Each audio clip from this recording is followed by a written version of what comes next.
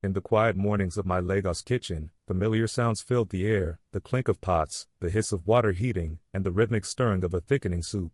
As the sun rose, the aroma of pepper, onions, and palm oil stirred memories of my childhood where home management was viewed as a vital skill, not merely a woman's duty. With every meal I prepared, I moved with the confidence of someone well-trained, embodying an inherited legacy that flowed through my hands. My husband, whom I will refer to as Tunda, often sat at the dining table, sipping tea while scrolling through his phone. He was within reach, yet emotionally distanced, as if acknowledging that the kitchen was my domain, a space he hesitated to enter. Unlike my upbringing, which encouraged domestic competence, Tunda's background cast the kitchen as a realm reserved for women, with boys instructed to respect this boundary by staying out. His responsibilities revolved around outdoor chores, running errands, and caring for younger siblings, but cooking and meal preparation were not skills he had the chance to develop.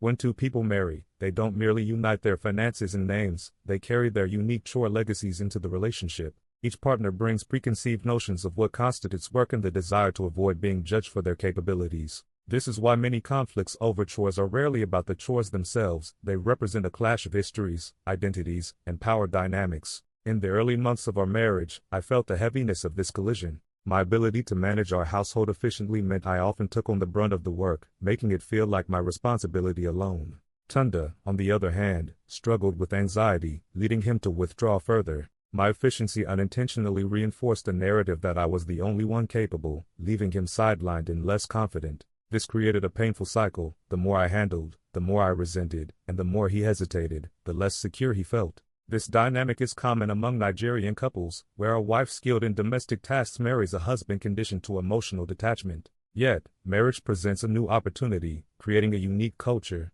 While we honor our familial traditions, we aren't obliged to replicate every domestic pattern from our childhoods. What functioned well for our parents may not suit our circumstances, given today's realities of dual earners, fatigue, and distance from communal support. When old scripts clash with new realities, burnout and blame often follow. Thus, discussing chores is not a trivial issue, it is cultural work. Each choice in how we manage our home shapes the environment not just for ourselves but for the children who will observe our interactions. Within this domestic sphere, power often remains hidden. It is rarely expressed through overt commands but manifests subtly through statements like, "I will just do it," or, "That is not how my mother did it." Each remark serves as a vote on who defines the rightful way of running the home. In many situations, this authority unconsciously falls to women, not due to a desire to dominate but as a consequence of social conditioning. As long as the household functions well, this dynamic typically goes unchallenged. However, authority comes at a cost. The one defining the standards must also manage the mental load of anticipating needs, correcting missteps, and ensuring order, which can be exhausting.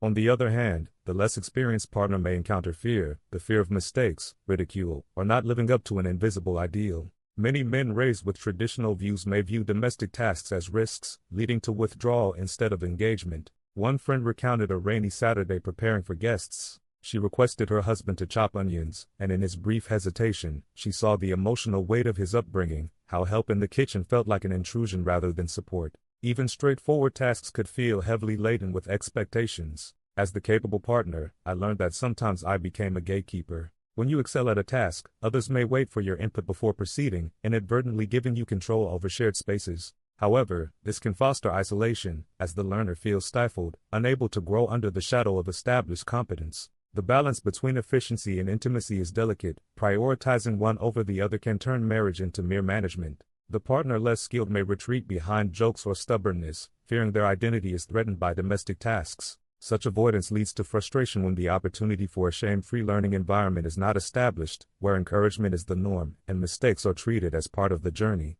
Encouraging vulnerability fosters intimacy, allowing partners to grow together and share competence. It is not about perfection, it is about collaboration and unlearning the burdens of past conditioning. Together, we can rebuild our home into a nurturing space where both partners feel valued, capable, and willing to learn.